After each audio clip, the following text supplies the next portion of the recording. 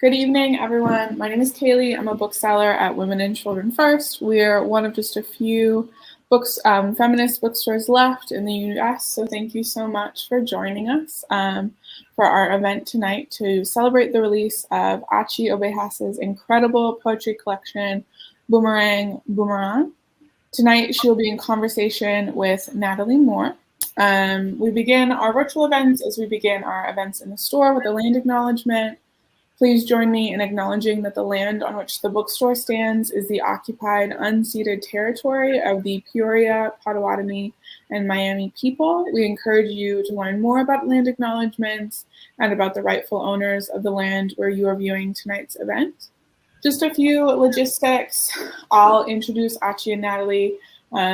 Shortly, there will be a reading, then conversation and questions.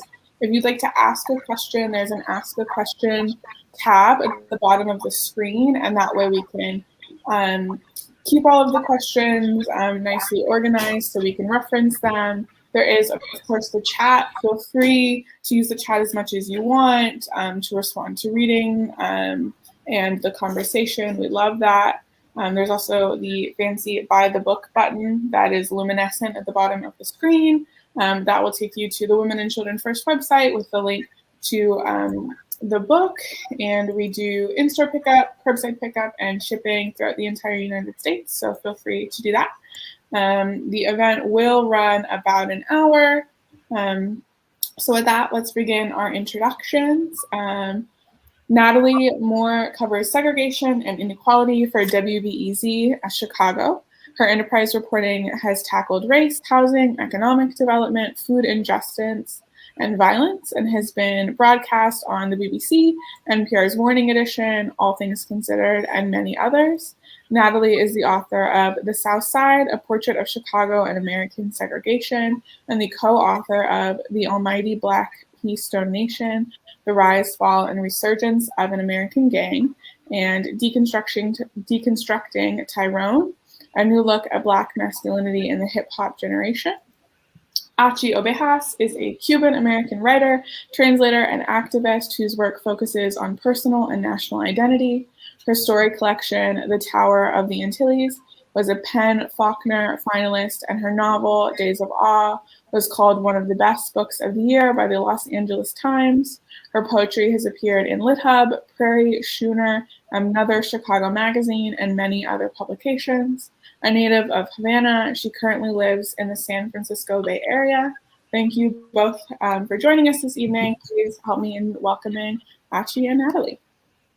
Hey. Hey. Thank you for that. Yeah, that was a nice intro. Yes. And thanks to everyone for being here. And even though we're going to take questions at around 7:45, if something moves you, you want to respond, do some call and response, please give feedback in the chat so we can feel like we are together, even though we're virtual. And to kick things off, tell us where you're from. And if you're in Chicago, tell us what neighborhood you're in. I noticed a lot of familiar names, and that made me very happy. Yeah. Great. So say hi. Well, actually, congrats on another book. Thank you. My first poetry book, though. I mean, the chapbook beforehand, but this is like my first full-blown poetry book. Yeah. So as I was reading at the end, like the permissions where these have been published in other places, the first question I thought about was, how did you curate this? And these all weren't, done in the same time period. So what were you, how did you curate? This project actually was an outgrowth of the chapbook, which was called This Is What It Was Like in Our Other Life or something like that. Anyway, what happened was that Lawrence Schimmel, to whom I dedicate the book, is a really good friend of mine. And when I lived in Chicago, he would, every year, he would come and he'd spend about a week with me because he was going to this fantasy convention up in Madison, and it was more convenient for him to fly to Chicago and hang out and all this stuff. And every year, he knew I wrote poetry, but that I wrote it sort of for myself. And every year he would say, hey, can I look at your poetry? And so finally one year, I literally just handed him a bunch of spiral notebooks. And he put together the chapbook, and he said, if, you know, I would like to publish this through my imprint. So let's go with it. And what that did was it made me start thinking about poetry in a very different way. And it made me, I mean, I only really dealt with poetry in this sort of like, oh, it hit me now. The muse has landed on my shoulder, you know, but there was nothing deliberate about it. In almost all of my other writing, whether it's, you know, fiction or journalism or nonfiction, or even the synopsis and analysis that I do for Netflix, it all involves some measure of research. And I never, ever attempted that with poetry because I don't know, it just always was from this personal place, etc. And when I started thinking in that way, this book sort of started to emerge. I realized, wait, I have more things to say.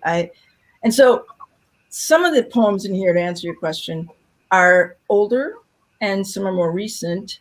And the way it came together was because I actually did focus on this notion of curation. And then after I put it all together, I went back and looked at the language again, and I realized, well, if I'm going to put something out in poetry, I want to do it bilingually. So that created a whole other series of challenges. And then one of the conversations that has been sort of going on in my work space, but also in my daily life and in academia, is what to do with the binary in Spanish. And so, yeah, I started to talk more about that. Started to think about how to contend with that, and so that became the next part of the project. Yeah. Well, so now that we have a little bit of backstory, can you do a reading for us? Sure. I'm going to read one of the longer pieces in the book. It's called Volver, and this was a piece that I worked on for quite a while, but it was published initially on a website called Bridges to Cuba. One of the editors is Richard Blanco. So I had the tremendous privilege of not just having him publish it, but also having him kind of edit it a little bit. And I learned a lot in the process of working with him on polishing this. And it was a great experience. For those who don't know right away who Richard is, he was Obama's poet guy, inauguration guy. So it was really special. The other thing is that Richard and I, although we've known each other sort of peripherally for years, our mothers were friends. And in Miami, where they both were Cuban refugees, they used to see each other every Friday at the beauty shop. And for years, our mothers only had each other to talk about their weird poet queer kids. So it creates this interesting little link between me and Richard. Oh, that's great. So it's really funny. Anyway, Volver. You are returning. You're going back to where it all began. Careful to engage in the necessary oblivion of the circumstances that took you away in the first place. You will hold your breath and pretend enough answers have been provided to satisfy your pride, your urge to be here, on the threshold of what might have been home, if not for upheaval, if not for the price of sugar and oil on the world market, if not for the assurance of safety and comfort elsewhere, if not for revolution and exile. Y aunque no quise regreso, siempre se vuelve. Here's the sea, the jeweled sea flickering with caution, the sea soaking you, stopping you in your tracks, impeding your salt-encrusted progress. And here too is the sea, its waves knocking you off balance, so you must reconsider what you know of the view, an arresting vista, the promise of atonement in your return. Someone is saying, put your mouth on mine, put your mouth on mine. and let us create a pleura to sustain us. Put your mouth on mine. Put your mouth on mine and walk carefully this way, side to side, to the water's edge, tilting our heads together to see the inner tube, the vacant skiff, the remains of a flying machine. Put your mouth on mine. Breathe and don't worry about the aftertaste. Es un sople la vida. Oh yes, you have returned and you want to drop to your knees and kiss the ground. Embrace the columns in the old city, the neighbor who remembers you when you were a newborn and not yet in exile, not yet marked for departure by air or water, solo or accompanied, legal or illegal. Behind you, you hear someone saying, "You, returnee, what did you bring me?" But no, don't turn your head. Stay here, disseminating emotions in our shared spit. Put your mouth on mine. Put your mouth on mine. Your step is halting. You're obeying this ritual, a convention with which you're utterly unfamiliar and have surrendered to this breathing down each other's throats like a native. Later, you will confuse the beginning and end of the journey, the packing and the unpacking and repacking of your bags. You will forget what you brought to give away, what you brought to put back in its proper place. Le olvido, que todo destruye. You will be confused about what to take, what to accept, what to leave behind.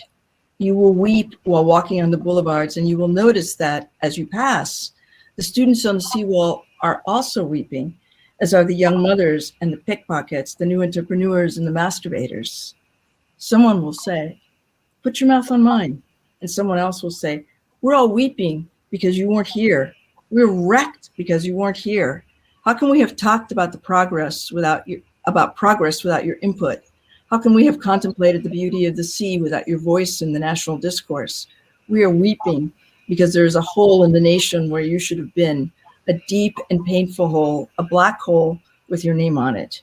Now put your mouth on mine, and let's tilt our heads towards the abyss and be careful not to fall.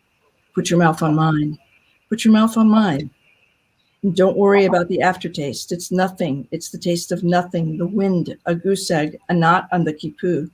Put your mouth on mine and let the wind become a voice that tells the story in which the goose egg is you. Tengo miedo del encuentro. Tengo miedo de las noches que pobladas de recuerdos encadenan mi soñar. Tengo miedo de decirte que te quiero y no quererte. You ever feel like nobody ever understands you but you? Cultivo. Cultivo una rosa blanca. Cultivo una rosa blanca en junio como en enero. The sea, the blue sea. The blue sea beneath the battleships, the freighters, the cruise ships, the blue sea beneath us, beneath the empty inner tube, the vacant skiff, the remains of the flying machine. It's a short distance, a meager expanse. Put your mouth on mine. Put your mouth on mine. ¿Y qué? ¿Y qué? You have returned to shake hands with everyone, with sworn enemies and innocents, con la amiga sincere, con la cruel que me arranca, with the carefully selected audience that has been prepared for your performance.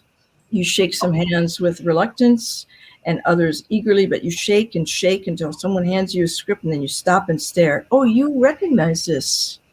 A lullaby, a presidential address perhaps, but God damn it. How do you read that accent? How do you bring all the eloquence of your heart to the moment when your tongue stumbles and falls like a tourist who's gone too far out on a tamarind limb? Cultivo una rosa blanca, carajo. You set out to write your autobiography, which will be a collective biography of all the people who were exiled with you. You want to be understood.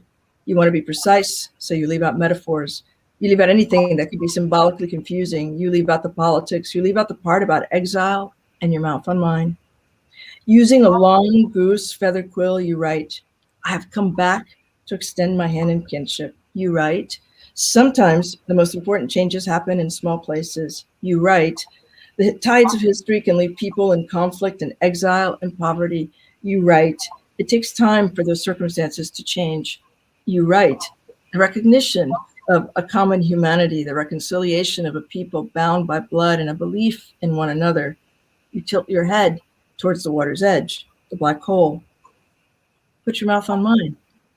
It's an order, man. Do you understand? Exile is actuality.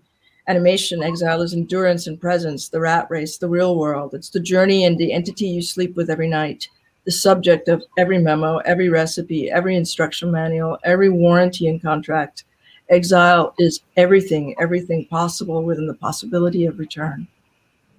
Finally, you go to that one boathouse, the one you've never seen. You read all about it in the guidebook on the bus on the way here, how it's surrounded by palm trees growing out of the water, how it's guarded by angry geese that bark when you're near it. When you get there, the colors are beautiful, long splashes of orange in the sky, a circuit of white orchids ringing their bells. You want so much to feel, to gasp with wonder, to identify. You want the geese to bark, to bite your ankles, maybe draw a little blood, but they're tired. They're curled up like kittens on the water's edge. You want desperately for someone to approach you and ask you to put your mouth on their mouth and breathe some kind of warmth, but it's lonely here, lonely and soon very dark. You break into the boathouse, which is dilapidated and slippery with moss. You let yourself fall into the moss, making a bedding from it. You smoke some. You entertain yourself making nautical knots you learned abroad. The Alpine butterfly loop, the trucker's hitch, the Zeppelin bend. The wind is blowing through the boathouse and it makes a lovely music. When you wake up the next morning, you need a moment to remember where you are. You decide not to eat the provisions, not to open your thermos. You will, instead, live today like those who never went into exile. When you peel away the moss and you lift up the floorboards to get at the water, you realize the boathouse has been unmoored. You lean over the edge and swatting away the geese, you drink from the sea. You drink and drink the salt water until your belly bloats. En julio, como en enero. This is a pain you can live with. Thank you. That was more beautiful to hear than reading it. So I had told Achy, I was like, are you sure you want me in conversation with you? I'm not a poet. Poetry intimidates me. Poets just do things with words that the rest of us writers can't do. And she's like, no, I still want you to. Absolutely. But okay. So I just thought about some themes. Okay. That I thought were reoccurring. I guess let's just start with the title, Boomerang. And I saw it as a metaphor between you boomeranging between the US and Cuba. I don't know if that's an accurate interpretation, but that's like this whole, and even just what you just read, Voltaire to return. So just if you wanted to talk a little bit about what boomerang means to you. And then I was also thinking about, you've had decades away, back and forth. And if there's something about the point that you are now in your life currently that is making you perhaps think differently about Cuba. Yeah, wow, those are all incredibly loaded questions. See, I knew you could do this. I chose a title for a couple of reasons. One is because the boomerang comes back, but the boomerang is more complicated than that. It's actually a weapon, and it was used to hunt, and also it's a toy. It's a playful, joyful thing, right? Because it sort of defies your expectations. When you throw something, you expect it to not come back unless a dog has it in its mouth, So it had these qualities that I rather liked. I liked the notion that there's something sort of lethal about it, but also something playful about it, that it implies a point of origin, but also a leaving that point of origin in a very deliberate fashion. For me, the book kind of breaks down into three different sections. One is very much about my relationship to Cuba in the sense of being an immigrant, being somebody who came from somewhere else. I actually don't mention the word Cuba in the whole book, but there's some of that, and the notion that you're always sort of being pulled in, back to this stuff. But also, I was married for about 10 years, and went through a very painful separation, and it I felt like I was moving towards something, and then I was in a lot of ways back at square one, with the way I had been building my life. I had to rethink and reconsider, what I was doing, and how I was approaching my life, especially as I'm getting older. And then the other part of it, which the last part of the book really sort of goes at a lot of activist stuff and a lot of like very specific communal issues. And, when I was in Chicago, I was very engaged politically on a number of levels. I went to more demonstrations than I can, ever count on all hands and fingers and toes, and and I was involved in a lot of groups, and I really stepped away from that when I moved out to California, in part because I was suddenly a mom, and it was far more time consuming than I ever thought it would be.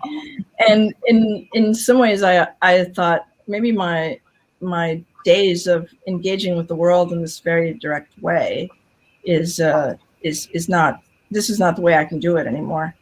And then I started finding other ways of engaging with the world, and sort of, I just can't imagine being in this world and not engaging with it, and trying to change it and make it better. Having kids also made that contradictory feeling very prominent, like I have no time to do this, but oh my God, we have to give them a better world. So that was kind of intense. My relationship with Cuba has actually really changed a great deal, because I used to go back and forth all the time. I mean, at one point, in 1999, I spent like almost 9 months there in a row. And I was lucky because I worked at the Tribune, and the Tribune was very flexible with my time. But when my son was born, the time that I was using to go to Cuba, I used instead to go to Miami so that he could have a relationship with my mom. Because my mom was in her 80s. I wanted him to know she'd existed, and I wanted her to have a relationship with him because I thought it would bring her joy, and it did. And it also, in many ways, served as a bridge and a balm to her and me. We had always had a kind of a difficult relationship, and the last few years of her life actually were really sweet, and we resolved a lot of things, and we spent some really wonderful quality time together. So that also was a kind of a return, right? But what it meant was that I wasn't going to Cuba, and I wasn't engaging in Cuba with Cuba. I had a one time thought that I would maybe retire to Cuba, and of course that is completely incomprehensible right now. Not only because of personal things, like I at this age I need to make sure that there's reliable medical care and blah blah blah, but also because Cuba's in a very different place than I ever imagined it would be. It's post Castro, and it's not post Castro. It's and the situation is horrible economically right now. It's comparable to the early 90s after the collapse of the Soviet Union, and it's sad. There have been generations, but particularly this generation, that is really stifled, and they feel being stifled differently than previous generations because technology lets them know what they're missing. Yeah, I had that. I mean, I went in the early aughts, and I felt like I had that experience meeting young Cubans like in their 20s, and they thought like they knew what else existed out there. Yeah. It was different, and they didn't have memories of Batista. They didn't have the stories from their parents or grandparents. It was like, look, I want to. And they were sick of those stories too. Those who did have the stories were like, oh God, not again. You know, Yeah. it's like, yeah, we know you did that. Yeah. Yeah. You have lots of tributes to other poets.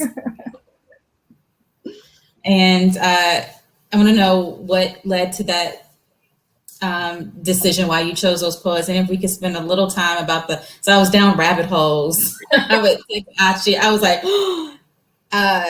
my favorite one who I learned about, it's the poem "The President of Coca-Cola," Anna Mendieta. Ana Mendieta. Yeah, fascinating. And yeah, fascinating character. Yeah. Did you know her? I knew her through friends. Her closest friends were actually my closest Cuban friends in Chicago. And in fact, the night that she died, one of our mutual friends was on the phone with her and was actually trying to get her to leave the apartment.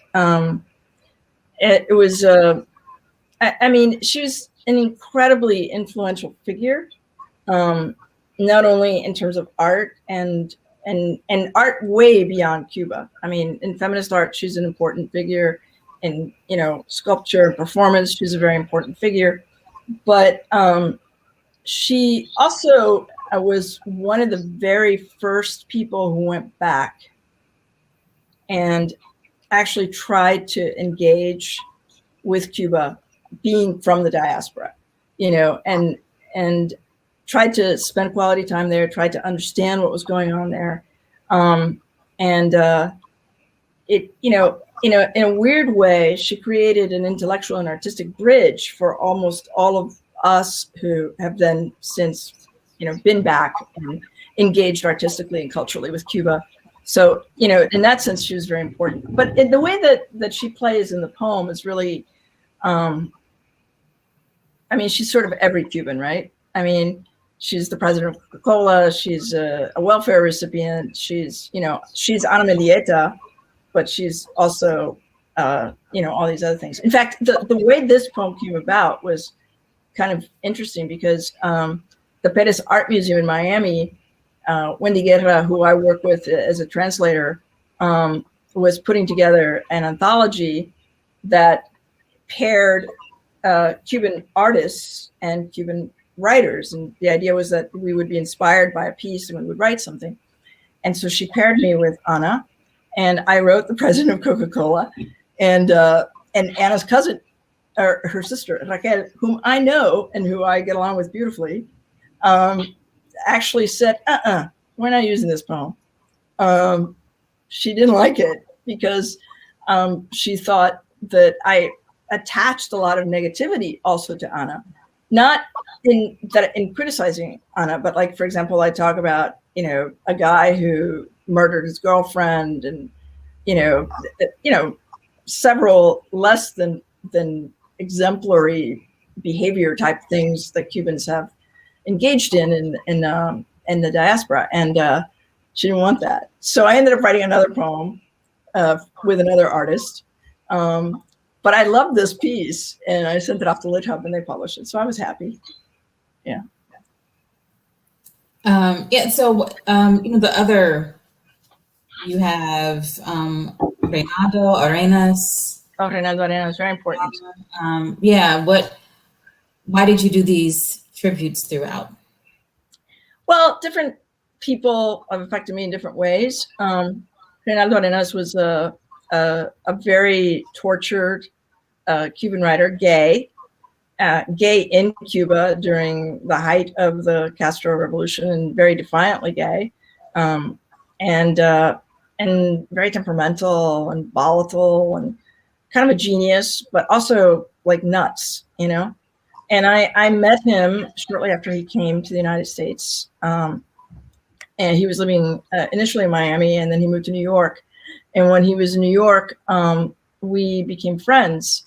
And I would, there was an airline that flew from Chicago to New York called Mark Air. You could get a two-way round trip for $100. I mean, it was the airline that barely had enough threads in the seatbelts to actually buckle you in. And I would fly to New York and we'd hang out, like just not sleep for like 36 hours. And I just learned so much about him, you know, and about literature from talking to him. You know, he gave me reading lists. He responded to my work. I mean, it was sweet and it was very special. He died in 1990 from AIDS, and in, you know, his inimitable, completely over the top way, he wrote a suicidal note. Actually, I mean, he was dying and he just sped it up by committing suicide. But he wrote a note blaming Fidel Castro for his death. And I thought, perfect. I mean, what a way to go.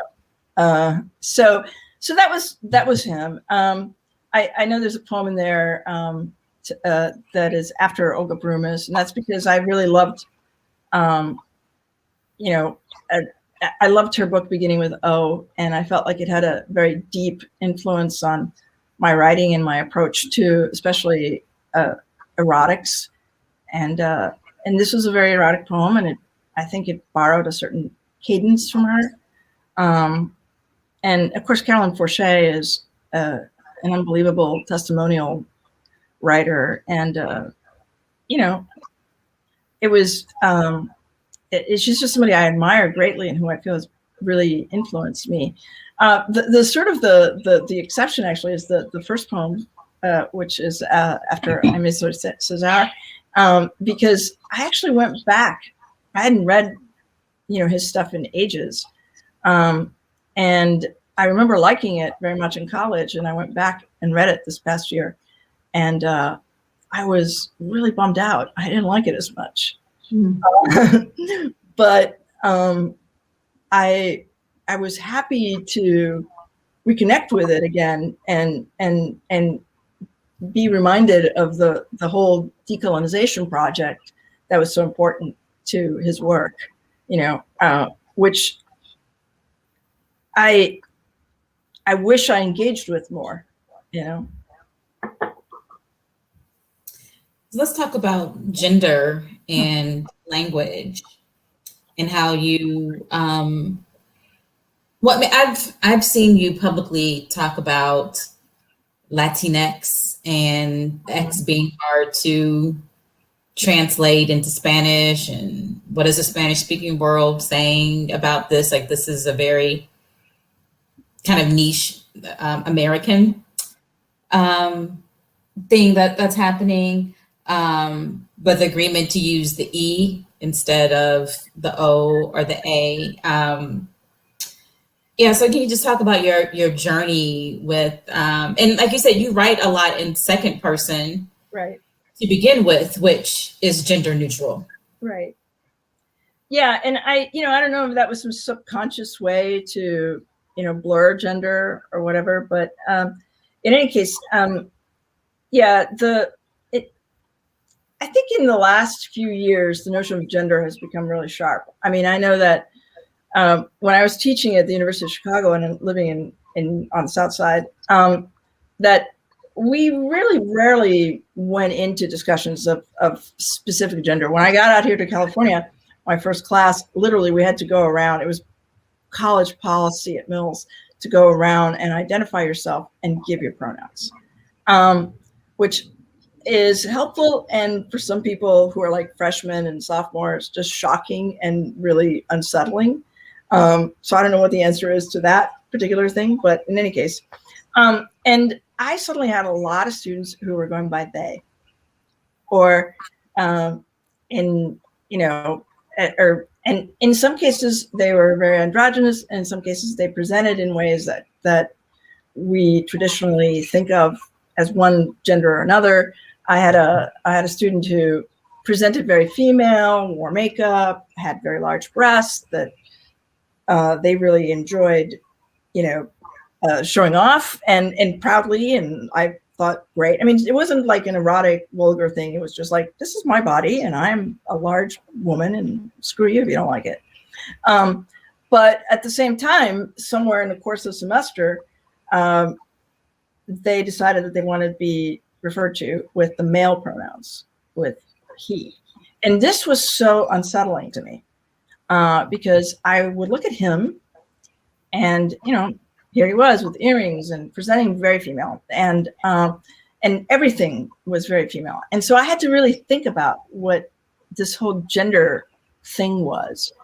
And the Latinx thing comes about with as an effort to eliminate gender. That's why we get the X. It's an invention of U.S. Latinos. It's a U.S. derived term. And yeah, I mean, you can't say the X in Spanish. The X in Spanish is completely unpronounceable, especially if you use it in that way. Use it as a vowel. You can't. It's just absolutely impossible. And so in Latin America, there was a kind of a rejection of the X, and they came up with this E thing. The thing is, the way it's used in Latin America is, I mean, there are no rules yet. There's no no one has said this is the way you use inclusive language in Spanish. Everybody's still trying to figure it out. And one of the things I noticed was that when people used inclusive language, they basically degendered every human, every person that they were talking about. And so in a typical inclusive language conversation, my mother would be degendered, which made no sense to me because my mother's identity was very engaged with her gender, and being a particular, a woman of a particular time, not just a woman, but a woman of a particular time in a particular place. But the other thing that happened is that the rest of the language was still gendered. People were degendered, but the rest of the language was still gendered. The table was still feminine, the clitoris was still masculine. Explain that one to me. And I could not figure that out at all. I was like, well, if you're going to degender. So I degendered it all. With the exception of situations where I thought gender played too strong a role in the situation or in the sentiments. Like in the Ana Mendieta piece in Spanish, everything is degendered but Ana, because I believe that Ana died in part because she was a woman, that she was killed by her husband because she was a woman. I have a piece that references Hemingway, and it seemed insane to degender someone who was so boorishly masculine and whose masculinity is such an absolutely defining factor of their identity. So it became very subjective how to do this, how to decide, well, what do you, why is this person, degendered? Why is this person still gendered? But it seemed to sort of follow my own sense of how they played out in this particular piece. I don't know if that made any sense whatsoever. It actually makes sense to me. And then there was the poem about, I'm looking for it, abortion. Wait, is there? Okay, I made a note to ask you about abortion. Okay, which poem are you looking? Kol Nidre. Oh, Kol Nidre. No, Yeah. it's not. I didn't write that. Women who've had this is a very feminine poem, and the abortion stood out to me because of everything that's happening. What happened this week. So it was like, boom. But this was just about women, all kinds of women, the women who would be rejected, the women who would be untouchable. Yeah. Kol Nidre is Jewish actually prayer, right? It's a holiday. It's the night before Yom Kippur, and it's a very it's a very important holiday, but it's not a joyous one. It's Yom Kippur is about atoning, and Kol Nidre is about atoning for a very specific thing. It's begging forgiveness for apostasy. In the course of survival, the Jewish people often have to deny that they're Jewish, And the reason I call the poem Kol Nidre is because I think that there are times that women often deny ourselves as women. We make vows, we take attitudes, we do things that are not necessarily good for us, especially not good for us spiritually. But in order to survive the moment, we have to make these compromises. We have to do these things. And what I wanted it to be was a prayer for our apostasy, a prayer for us to ask forgiveness, of ourselves and of each other. It ends with, the line I think is "eat of the fruit" or something like that. Kol Nidre is like eat the fruit, sisters. Eat the yeah. And Kol Nidre, it has the fast has begun for Yom Kippur. So because that's another thing that we take on, right? In Judaism, you don't actually have to suffer. I mean, if you're sick or something, you don't fast. It's completely forgiven. But the point being that I wanted this to be a very specifically female, whatever that means to you, centered poem that looked at those of us who identify as women. If there are any questions, now is a good time to put them in the chat. And I'll ask another one while you all are formulating your, feedback, questions, whatever you want to put. Another thing I noticed was a lot of references to water. Yeah. I always, I find a lot of peace in water, and I always lived close to water. In Cuba, we were surrounded by water, and when I lived in Chicago, I lived like right off the lake. And here I actually live in a town that's surrounded by water on 3 sides, which is one of the reasons why we're not caught up in all the wildfires and stuff, although we get all their smoke.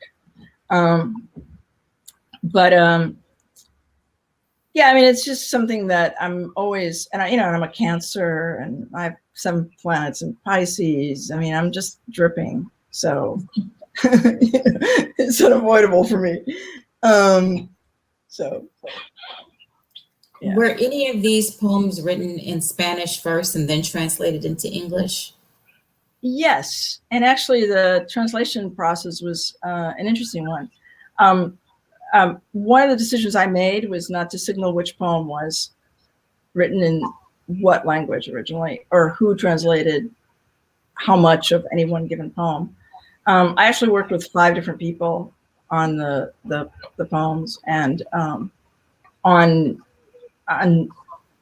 bringing them into English and bringing them into Spanish. Most of the pieces were written in English. Some pieces were a little bit in both languages, and I had to make a decision about how to contend with how much of each. It is an incredibly curated book, in the sense that it feels like every part was really thought out and discussed and worked on.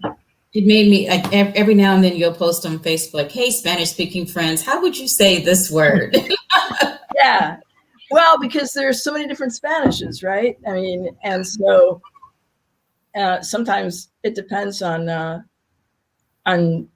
where you are and where you're standing, about how you say something.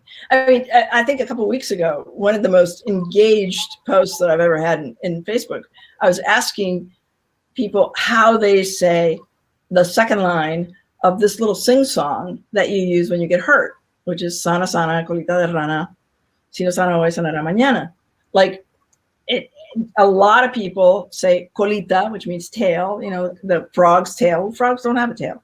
And Cubans say culito, which means little butt or little ass. And it's kind of profane, actually.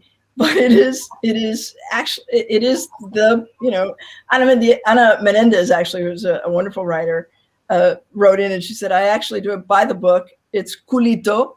And then she immediately gave me a link to the book of Cuban, sayings. And there it was, plain as day, culito. So yeah, it depends where you're at and what, who's speaking. Sometimes class can change the way a word is received. And I'm pretty good at knowing how to move between Spanishes, so to speak. But every now and then there's stuff that baffles me. Besides, I love this stuff. I love the whole, the word thing and the, how do you say it and why this way? And, so that was fun for me. We have a question from Alice. How has the pandemic affected your writing and your productivity? Oh, wow. Initially it was horrific. And it was weird because I am one of those people who's been very, very lucky in that most of my life I've gotten to work from home and on my own terms. But the difference this time was that my kids were home. And especially my 4-year-old, my 9-year-old, I could, set him on a task or, eventually he had Zoom school. But, there is no Zoom preschool. So that's what we just hear. Just take PBS. Yeah. Oh, no. Screen limits have been completely out the window. I never get anything done. So for a while, it was really, really hard. What kind of gave me a respite is that I have shared custody with, my former partner, my co-parent. And so at least half the week I, didn't have them and I could run around and do the things I needed to do. But what it really meant was that I was cramming a lot of things in. I was doing these 12, 14-hour days in order to make up for the days when I can only do 2-3 hours, So it was a very different rhythm. And I really think it was just really hard. They're back both in live schools, and it's something that makes me very nervous. My 4-year-old had to quarantine almost immediately after going back this summer because one of his teachers was, I can't even believe this, I'm still trying to get over this, was unvaccinated and had tested positive. And I'm like, wait, I'm finding this out now that there was an unvaccinated teacher. My older kid, every day when he climbs in the car, when I pick him up, he's like, oh my God, I can breathe, because he's had that mask on 8 hours. And his days have also changed dramatically because a bunch of kids in one of the other classes in his grade tested positive. So it ended up restricting them all. They all, that particular class went into quarantine, but he ended up not being able to see a lot of his friends because the playground was divvied up, so nobody could interact with anybody outside of their immediate classroom and this kind of thing. So it's been, there's the concern about the infection all the time. And my world has been reduced very dramatically.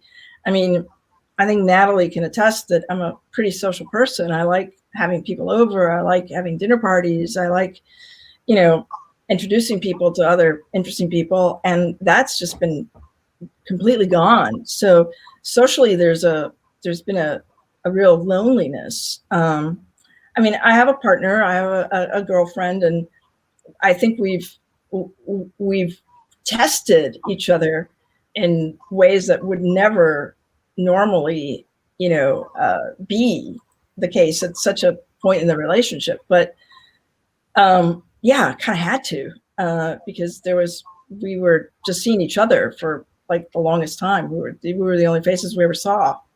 Yeah. Mary wants to know, is it important for you, for your translators to be poets? No.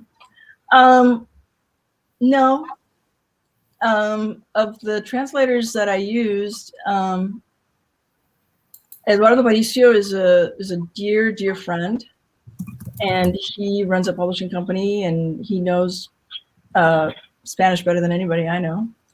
And Amanda Fleites was the translator that was assigned to me in the Miami project.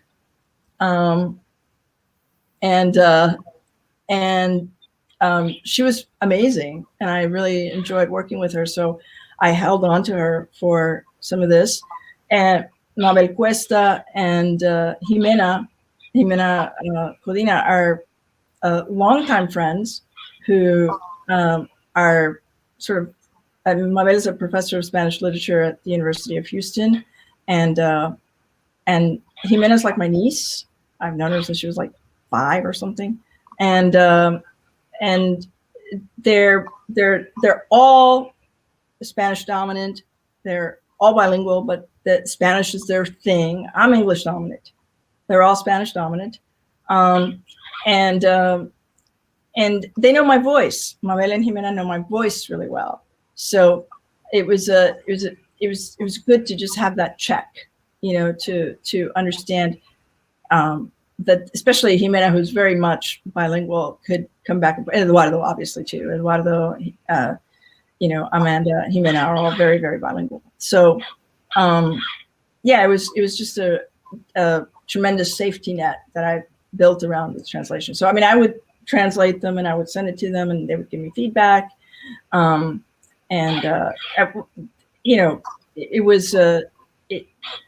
It was super generous on their parts.